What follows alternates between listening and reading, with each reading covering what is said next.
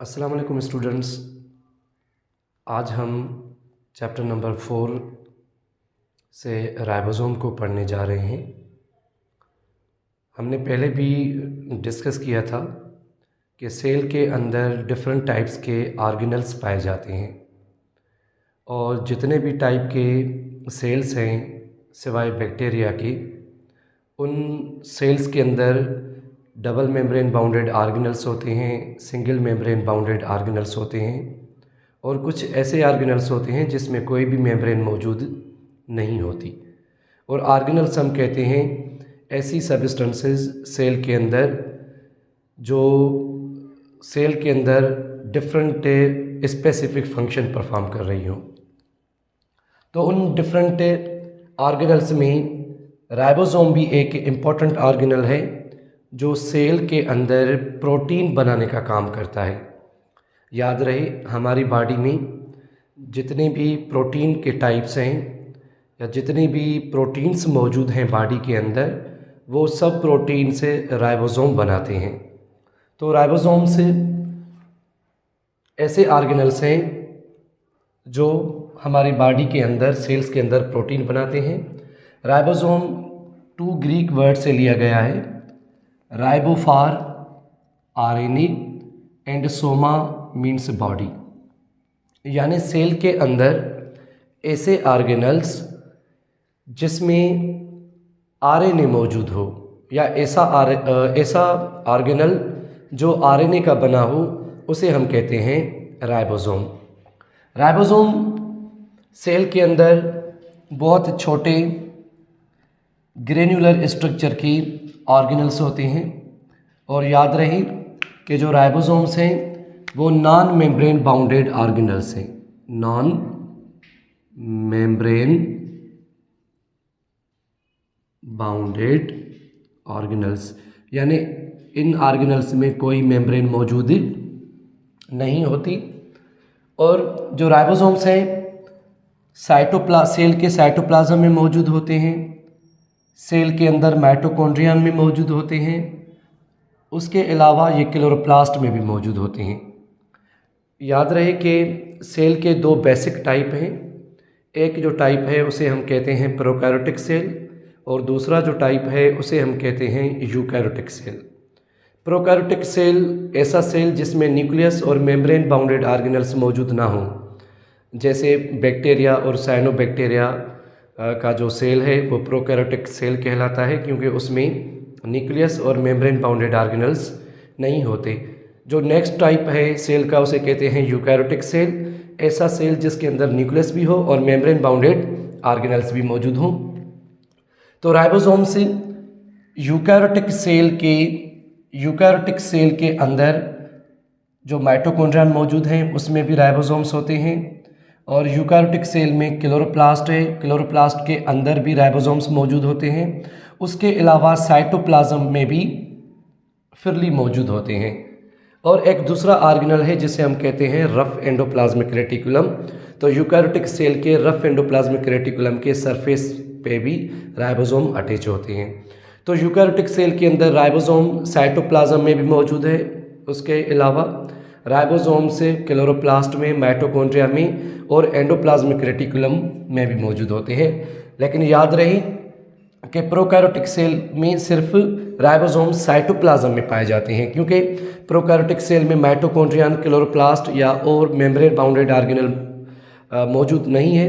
तो इस वजह से राइबोसोम्स सिर्फ साइटोप्लाज्म में पाए जाते हैं। अच्छा, फर्स्ट टाइम राइबोसोम पैलेट एक साइंटिस्ट था जिसने डिस्कवर किया, राइबोसोम को डिस्कवर किया था 1955 में। 1955 में पैलेट एक साइंटिस्ट था जिसने राइबोसोम को फर्स्ट स्टडी किया था या डिस्कवर किया था। राइबोसोम्स की कंपोजिशन क्या है? राइबोसोम्स प्रोटीन्स और आरएनए के बने होते हैं। तकरीबन एक राइबोसोम के अंदर 50 टाइप्स के प्रोटीन्स मौजूद होते हैं और उसके अलावा इसके अंदर जो आरएनए का टाइप है वो होता है राइबोसोमल आरएनए। राइबोसोमल आरएनए, तो ribosomal RNA plus 50 different types of protein जब मिलेंगे तो वो राइबोसोम बनाते हैं। अच्छा, इसकी जो स्ट्रक्चर है, each ribosome is consisting of 2 सब यूनिट्स। हर एक राइबोसोम के 2 पार्ट्स होते हैं, 2 सब यूनिट होते हैं। एक जो लार्जर सब यूनिट है उसकी साइज़ होती है 60S और जो स्मॉलर सब यूनिट है उसकी साइज़ है 40S। याद रहे कि राइबोसोम्स जो यूकैरियोटिक सेल में मौजूद होते हैं, साइटोप्लाज्म के अंदर या एंडोप्लाज्मिक रेटिकुलम के सरफेस पे जो अटैच होते हैं, उनकी जो साइज़ है वो 80S होती है। एस जो लास्ट में हम लगाते हैं वो मैरिंग यूनिट है जिसे हम स्वेटबर्ग कहते हैं। तो प्रोकैरियोटिक सेल के अंदर जो राइबोसोम्स मौजूद होते हैं वो साइज़ में छोटे होते हैं, जबकि यूकैरियोटिक सेल के साइटोप्लाज्म में और एंडोप्लाज्मिक रेटिकुलम के सरफेस पे राइबोसोम जो अटैच होते हैं वो साइज़ में बड़े होते हैं। बाकी जो माइटोकॉन्ड्रिया के अंदर और क्लोरोप्लास्ट के अंदर राइबोसोम्स होते हैं वो प्रोकैरियोटिक सेल के राइबोसोम की साइज़ की तरह होते हैं, या उनकी साइज़ प्रोकैरियोटिक सेल के राइबोसोम की साइज़ की तरह होते हैं। ओके, अब देखें इसमें कि टोटल जो साइज़ है यूकैरियोटिक राइबोसोम की वो है 80S। तो हम कहते हैं कि राइबोसोम के यूनिट 2 हैं। एक यूनिट जो बड़ा है उसकी साइज़ है 60S और जो छोटा यूनिट है उसकी साइज़ है 40S। जब ये लार्ज और स्मॉल यूनिट मिलेंगे तो टोटल साइज़ बनेगी 80, क्योंकि जो टोटल वैसे अगर हम काउंट करें तो 60 + 40 100 होगा, लेकिन जब ये दोनों यूनिट मिलेंगे तो साइज़ रिड्यूस होके 80 बन जाती है। इसी तरह ही प्रोकैरियोटिक सेल में जो राइबोसोम्स मौजूद होते हैं उनकी साइज़ होती है 70S, जो लार्ज सब यूनिट है उसकी साइज़ होती है 50S और स्मॉल यूनिट की साइज़ होती है 30S। अब ये 50 और 30 यूनिट्स जब मिलेंगे तो साइज़ रिड्यूस होगी 70 बन जाती है। तो प्रोकैरियोटिक सेल के राइबोसोम्स की साइज़ 70S होती है और यूकैरियोटिक सेल के राइबोसोम्स की साइज़ 80S होती है। वो राइबोसोम्स जो साइटोप्लाज्म और एंडोप्लाज्मिक रेटिकुलम के साथ अटैच होते हैं उनकी साइज़ 80S है, लेकिन यूकैरियोटिक सेल के अंदर जो क्लोरोप्लास्ट और माइटोकॉन्ड्रिया के अंदर राइबोसोम्स पाए जाते हैं उनकी साइज़ बिल्कुल प्रोकैरियोटिक सेल की तरह होती है। ओके, राइबोसोम्स बनते कहाँ हैं? Ribosomes are synthesized by nucleolus. Cell के अंदर एक स्ट्रक्चर मौजूद होती है जिसे हम कहते हैं nucleolus.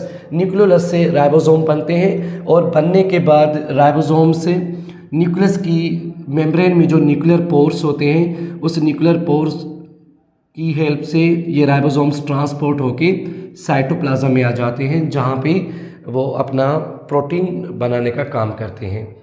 Both units of ribosomes assemble during protein synthesis. याद रहे कि जब राइबोसोम्स काम नहीं करते तो उस दौरान उसके दोनों यूनिटें अलग अलग होते हैं। जैसे ही राइबोसोम्स प्रोटीन का काम शुरू करेंगे तो आपस में दोनों जो यूनिट हैं वो असेंबल हो जाएंगे, कंबाइन हो जाएंगी और कंबाइन होने के बाद वो प्रोटीन बनाना शुरू करेंगे।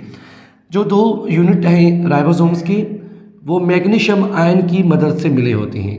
याद रही कि जब राइबोसोम्स प्रोटीन नहीं बनाते तो दोनों सब यूनिट्स एक दूसरे से अलग अलग होते हैं। जैसे ही मैसेंजर आरएनए न्यूक्लियस से बनकर साइटोप्लाज्म में आएगा तो राइबोसोम के दोनों यूनिट कंबाइन हो जाएंगे, असेंबल हो जाएंगे और मैसेंजर आरएनए और ट्रांसफ़र आरएनए की मदद से वो प्रोटीन बनाना शुरू करेंगे। अब जो ये दोनों यूनिट हैं, जैसे यहाँ पे लार्ज यूनिट है और दूसरा जो है स्मॉल यूनिट है, इन दोनों को मिलाने में हेल्प कौन करता है?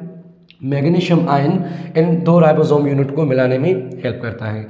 Okay, group of ribosomes attached to the same messenger RNA is known as polysome. अगर प्रोटीन बनाने के टाइम एक मैसेंजर आरएनए के ऊपर बहुत ज़्यादा राइबोसोम्स अटैच हो जाएं तो ऐसी बॉडी को, मुकम्मल स्ट्रक्चर को हम कहते हैं पॉलीसोम। फंक्शन क्या है राइबोसोम का? Ribosomes prepare proteins with help of messenger RNA and transfer RNA.